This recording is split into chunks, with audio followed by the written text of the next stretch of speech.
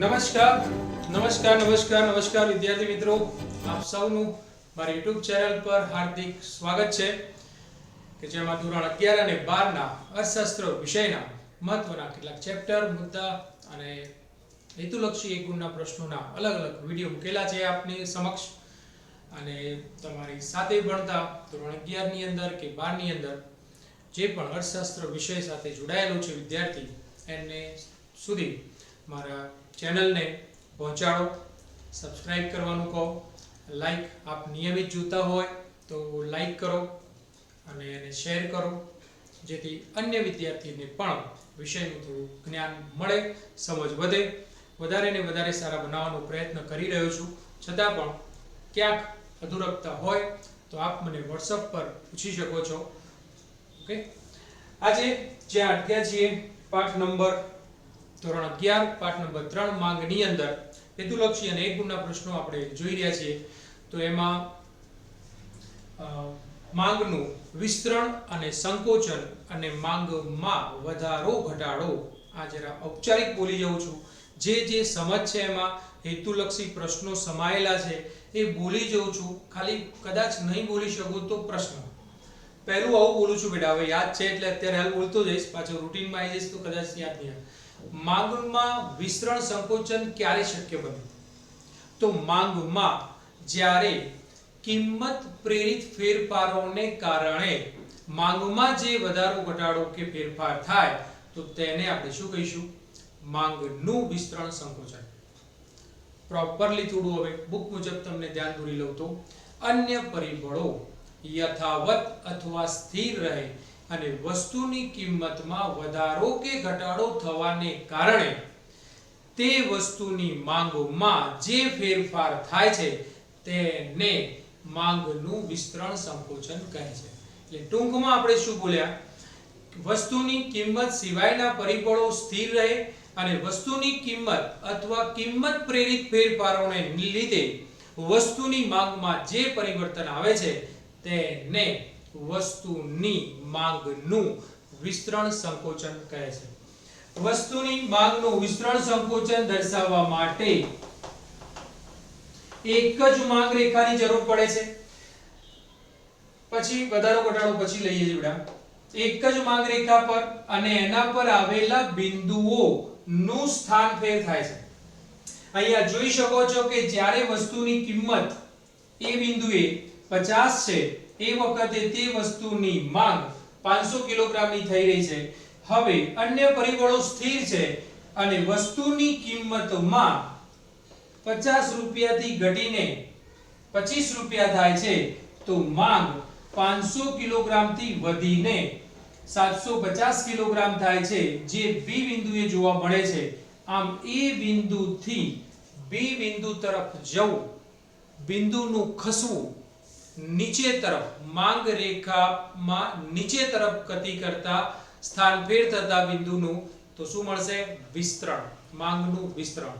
અન્ય પરિબળો સ્થિર છે અને એ બિંદુથી નીચે તરફ જઈએ છે તો માંગનું વિસ્તરણ કહીશું. એ જ રીતે એ બિંદુથી સી બિંદુ તરફ જઈએ છે તો તેને માંગનું સંકોચન કહીશું.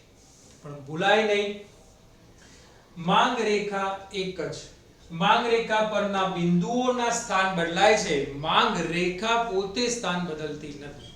બિંદુઓના સ્થાન ફેર થાય છે અને માંગ રેખામાં મૂળ બિંદુથી, મૂળ બિંદુ અહીંયા આપણું એ બિંદુ કહેવાશે મૂળ બિંદુ, તો મૂળ બિંદુથી જો નીચે તરફ ખસે છે તો એને માંગનું વિસ્તરણ કહેવાશે અને મૂળ બિંદુથી ઉપર તરફ જો ખસે છે બિંદુ તો એને માંગનું સંકોચન કહીશું. ઓકે, અહીંયા જરૂરી વાત આટલી જ રાખું છું. આગળ વધી જાઉં છું. માંગમાં વધારો ઘટાડો, તો એમાં આપ જોઈ શકો છો જ્યારે માંગનું વિસ્તરણ સંકોચન સમજીએ છીએ ત્યારે કિંમત પરિબળ અસર કરે છે અને બાકીના પરિબળો સ્થિર રહે છે. તો જ્યારે વધારો ઘટાડો, માંગમાં વધારો ઘટાડો સમજી રહ્યા છો ત્યારે કિંમત પરિબળ સ્થિર રહેશે. કિંમત પરિબળ સ્થિર રહે છે, યથાવત રહે છે અને અન્ય પરિબળોને કારણે જે માંગમાં બદલાવ ફેરફાર આવે છે પરિવર્તન થાય છે તેને આપણે શું કહીશું? માંગમાં વધારો ઘટાડો.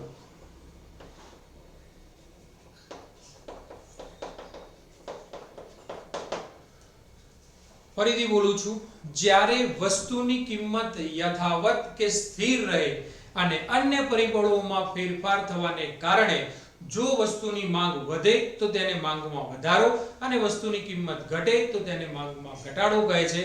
અથવા સીધું બોલું તો દીકરાઓ, વસ્તુની કિંમત સ્થિર રહે અને કિંમત સિવાયના પરિબળો પ્રેરિત કિંમત સિવાયના પરિબળોને કારણે જો વસ્તુની માંગમાં ફેરફાર થાય, વધારો ઘટાડો થાય અથવા વધે ઘટે તો તેને વસ્તુની માંગમાં વધારો ઘટાડો કહે છે. ભૂલાય નહીં, અહીંયા વસ્તુની કિંમત સ્થિર રહે છે, બદલાતી નથી, પણ કોઈ અન્ય કારણોસર અન્ય પરિબળોને લીધે માંગ જો વધે તો તેને માંગમાં વધારો અને માંગ ઘટે તો માંગમાં ઘટાડો. મૂળ માંગ રેખા અહીંયા D1 એ મૂળ માંગ રેખા આપણે સમજી શકીએ. મૂળ માંગ રેખા પોતાના મૂળ સ્થાનેથી જો જમણી તરફ સ્થાન બદલે છે, કિંમત પરિબળ 50 રૂપિયા સ્થિરના સ્થિર છે, એ વખતે વસ્તુની માંગ 500 કિલોગ્રામની છે, પણ કિંમત સ્થિર રહે છે, પણ અન્ય પરિબળોને કારણે જો માંગ રેખા પોતાના મૂળ સ્થાનેથી જમણી તરફ સ્થાન બદલે છે તો D3 પર આવેલા C બિંદુએ જોવા મળે છે, જેને માંગમાં વધારો કહીશું આપણે. અને એ જ રીતે મૂળ માંગ રેખા પોતાના મૂળ સ્થાનેથી ડાબી તરફ સ્થાન બદલે છે તો D2 માંગ રેખા પર આવેલા B બિંદુ દ્વારા વ્યક્ત થાય છે, જેને માંગમાં આપણે શું કહીશું? ઘટાડો થયો એમ કહીશું. સમજવામાં ભૂલ ના થાય, મેઈન વસ્તુ ભૂલાય નહીં. વિસ્તરણ સંકોચનની અંદર એક જ માંગ રેખાની જરૂર પડે છે અને માંગ રેખા પર આવેલા રહેલા બિંદુઓ સ્થાન ફેર કરે છે.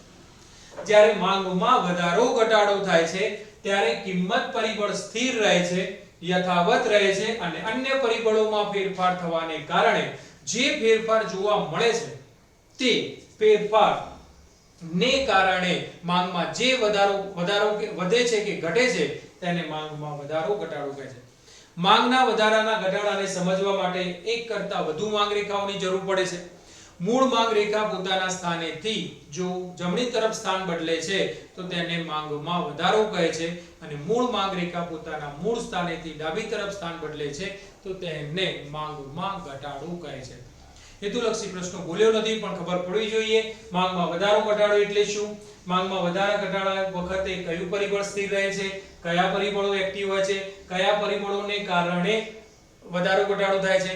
તો અન્ય પરિબળો પ્રેરિત ફેરફારને કારણે માંગમાં વધારો ઘટાડો જોવા મળે છે. માંગમાં વધારો ઘટાડવા માટે કે વધારો ઘટાડો સમજવા માટે કેટલી માંગ રેખાઓની જરૂર પડે છે? તો એક કરતા વધુ માંગ રેખાઓની જરૂર પડે છે. મૂળ માંગ રેખા પોતાના મૂળ સ્થાનેથી ડાબી તરફ સ્થાન બદલે તો શું થાય? તો માંગમાં ઘટાડો થાય. મૂળ માંગ રેખા પોતાના મૂળ સ્થાનેથી જમણી તરફ સ્થાન બદલે તો એને શું કહેવાશે? માંગમાં વધારો. ઓકે, ભૂલાય નહીં, સમજવાનું છે પણ બુક સાથે રાખજો. ચોક્કસ કહું, આગળ વધી જાઉં છું એક બે નાના પ્રશ્નોની સમજ માટે. વ્યક્તિગત માંગ અને બજાર માંગ.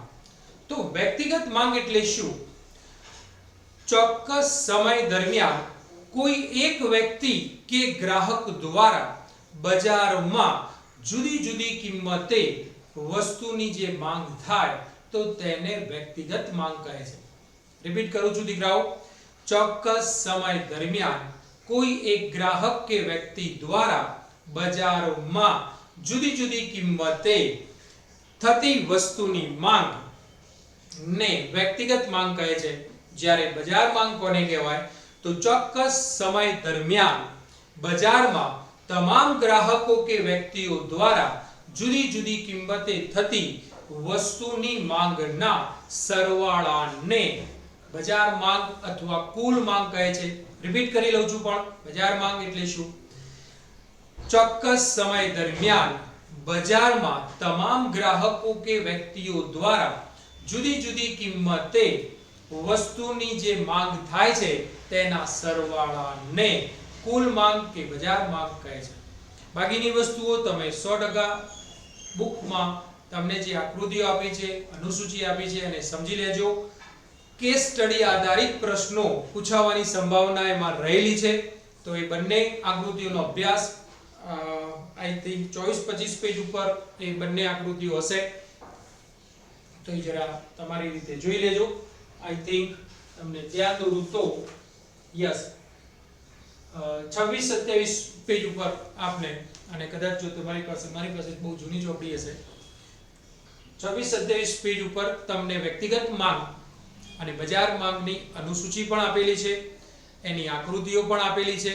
આકૃતિઓના આધારે તમને કેસ સ્ટડી આધારિત ગઈ સાલથી ધોરણ 11 ની અંદર પ્રથમ પરીક્ષામાં જ તમારા પેપર સ્ટાઇલમાં ફેરફાર કર્યો છે એ લોકોએ, બોર્ડ સંસ્થા સરકાર શ્રી તરફથી. તો એમાં જે આકૃતિઓ આપી છે એ આકૃતિઓના આધારે તમને પ્રશ્ન પૂછી શકે છે. તો એ આકૃતિનો અભ્યાસ કરી લેજો. ના ખબર પડે તો પૂછી લેજો. વ્યક્તિગત માંગ એક એક તમને એ વ્યક્તિની, બી વ્યક્તિની, સી વ્યક્તિની, કે જે પણ જુદી જુદી વ્યક્તિઓ દ્વારા વ્યક્તિગત જે માંગ થાય છે, માંગ રેખા એ વ્યક્તિઓ દ્વારા થતી માંગની જે માંગ રેખા દર્શાય છે એનો ઢાળ ઋણ જ છે. અને એ જ રીતે બધા જ વ્યક્તિઓ દ્વારા થતી માંગનો સરવાળો કરીએ છીએ આપણે, તો એને આપણે બજાર માંગ કહીએ છીએ, કુલ માંગ કહીએ છીએ. તો અનુસૂચિમાં પણ આપ એ રીતે જોઈ શકો છો, અને આકૃતિમાં પણ એ બધી જ માંગ રેખાઓને ભેગી કરીને કુલ બજાર માંગ રેખા અથવા કુલ માંગ રેખા કે બજાર માંગ રેખા એનો ઢાળ પણ કેવો જોવા મળે છે? ઋણ જ જોવા મળે છે. ભૂલાય નહીં, ખાસ એ જરા આપ ચેક કરી લેજો.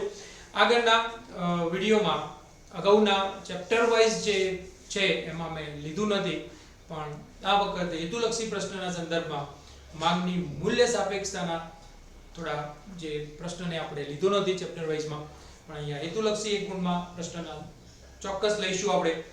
અને ખાસ વિદ્યાર્થી મિત્રો, વારંવાર આપને યાદ કરાવતો રહું છું, કદાચ દરેક વિડીયોમાં કહ્યું છે આપને કે આપ થોડો મને સહકાર આપો. શેમાં? સબસ્ક્રાઇબ, શેર અને લાઈક કરો. તમને ગમે છે તો કોમેન્ટ પણ કરો, કે જેથી મને પણ થોડું પ્રોત્સાહન રહે કે હા, મારા વિદ્યાર્થીઓને પસંદ પડી રહ્યું છે, ગમી રહ્યું છે. અને કદાચ જેટલા જૂના વિદ્યાર્થીઓ જે મારી જોડે ભણી ગયેલા છે એમના થકી પણ જો મને સહકાર મળે તો એવા તમામ વિદ્યાર્થીઓ કે જે અત્યારે હાલ વર્તમાનમાં ભણી રહ્યા છે અને ભૂતકાળમાં ભણી ગયા છે, એવા તમામ વિદ્યાર્થીઓનો YouTube ચેનલ થકી આપ સૌનો ખૂબ ખૂબ આભાર માનું છું. મને જે સહકાર આપવા બદલ, સબસ્ક્રિપ્શન કરાવવા માટે ધન્યવાદ. Thank you.